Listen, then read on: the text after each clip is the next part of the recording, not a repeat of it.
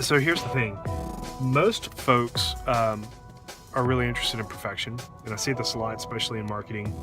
And there are places where building a business needs perfection. For example, if you're a cardiologist and your business is around providing cardiac care, probably helps to be pretty perfect, right? If you put stents in or you do cardiovascular stuff or whatever, you want to build a reputation on results that are flawless. That makes sense to me. But for the most part, you don't run a business that needs perfection. And when we think about being perfect, or actually, generally we don't think about being perfect. Instead, what we think about is not failing. And it's the not failing part that is a real big problem, because we need to have an idea and a mindset around experimentation. Are we comfortable with experimenting? And what I find a lot of times is we hold up a lot of value to our business and value to our customers because we refuse to experiment.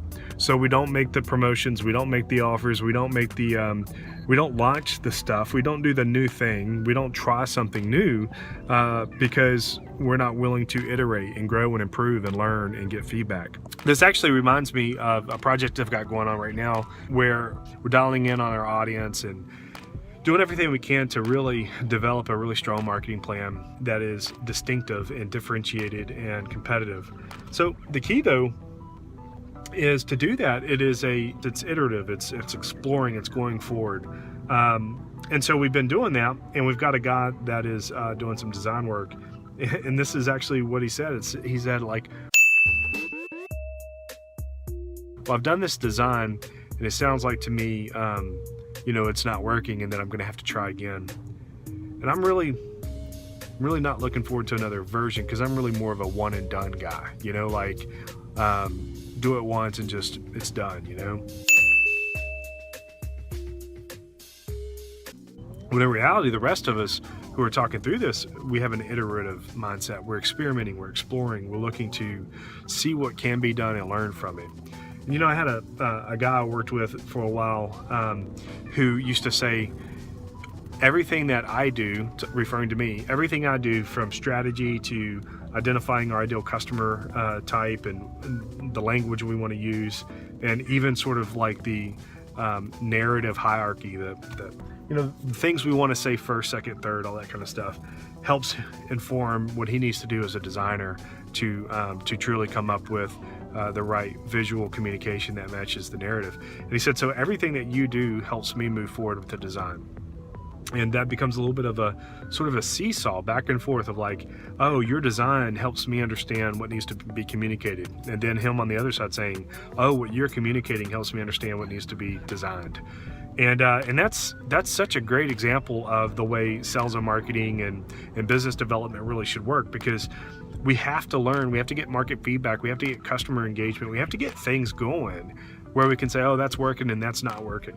So the key though, and really what I want to talk to you guys about is don't hold up value in moving forward. Don't look to go from like 0 to 100 all at once. It's so important to go from like wherever you are, 0 to 10 or 10 to 20. And if you can, do a big leap from 20 to 50, great, do it. But don't hold up a year's worth of work to go from 20 to 90 and then be really disappointed that you didn't land it, and then have people question a lot of the things that happened between 20 and 90.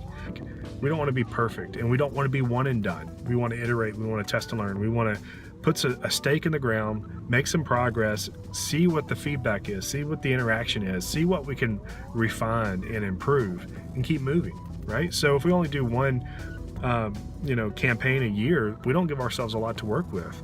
If we only do one Facebook ad a year, we don't give ourselves a lot to work with. If we, refuse to have email set up because, it's not the perfect email and we never email, like all those are problems. And so when we think about what is our next level of opportunity, almost always it's identify the gap and fill it with something and then improve it and do your best to make that effort as solid as possible. When you don't have any idea of your best customer, and you don't have any idea of your best claims, and you don't have any idea of what you sell and how you sell it, well, you're pretty far back, right? And so step one would be to get clear on those things. Step two is whatever clarity you have, apply it in an initiative and see what happens, right? See what you can move forward with.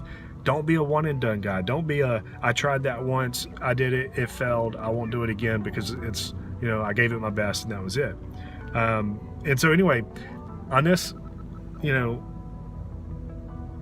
really, ultimately, what I'm trying to do is trying to encourage you to not seek perfection, to instead be totally open-minded to experimentation and to trying different things smartly, but also with enough courage for it to not be a winner right out of the gate. Because it's like Wayne Gretzky or whatever, right? He's got the most points because he took the most shots, which means he missed a lot too. And so we don't want to just be the only kind of people who in our business just take one shot and it either works or it doesn't. We want to iterate, we want to experiment, we want to try things. And we can only do that if we are chasing our customer and we are trying to deliver value and we're purposeful, putting a stake in the ground and saying, hey, I'm going to try this and I'm going to see what the reactions are and what we can learn from it so I can keep trying. So once you have an attitude of keep trying, you do a lot better, and you don't act like the guy I was telling you about who says I'm more of a one and done guy, either land it and it's perfect, or I have to start over from scratch. Ultimately, here's the thing. Decide what it is you want to do, who you want to serve. Put a stake in the ground and start serving them and see what happens, and continue to iterate until it gets better and better and better. Be intentional about where you want to go and be open to learning, because it's not going to be perfect. But if you don't ever do anything, you don't increase your chances of success at all. You diminish them. So don't hold back value. Continue to work for it. Continue to put your best out there and learn from it and iterate on top of it. And if it means you got to pivot, that's fine. Try something entirely new. But for the most part, keep refining what you're working on. Keep seeing what value you can deliver, what customers you can serve, and what the customers are saying. Work from there. Here's a really great example, actually. This just occurs to me. I've got a friend who's developed this little audio program called Audio Notes. And he emailed me just a while back, and it's a really slick thing. It's based on the browser, and you press record in your browser if you're on a Mac, and you can record a voice note, and that voice note creates a URL, and that URL becomes clickable, kind of like going to go check out a YouTube video, only it's going to check out an audio message. And so he sends me an audio note today, in fact, on something, and he's talking for a few minutes. It was really cool because he's sort of telling the story about his progress with this app. And he's sort of put it out there. He's got a little landing page, it's got some traction, and he's talking to me about the features that are resonating already and sort of what people are asking for next. So think about that. If he would have just had this idea and tried to build out this perfect product, he would have waited until he could get it on iTunes or into the App Store as an app download. He would have waited until it worked on PC and Mac, not just Mac only. He would have waited until it had these 27 features instead of the 2 or 3 core features it needed, which was mash a button to record an audio, immediately get a prompt to a URL where that audio is saved, and the ability to play it back, right? But because he's done it that way and he's iterating, he's getting the market, his customers, the people who are really excited about it, and they're telling him like, oh, it'd be great if you could do this. It'd be great if you could record from 2 different desktops, but knowing that that's my account, right? Because he doesn't have a concept of a logged in account just yet. So it's really cool stuff, but that's a perfect example of delivering value and seeing where additional opportunities are to deliver value rather than seeking perfection.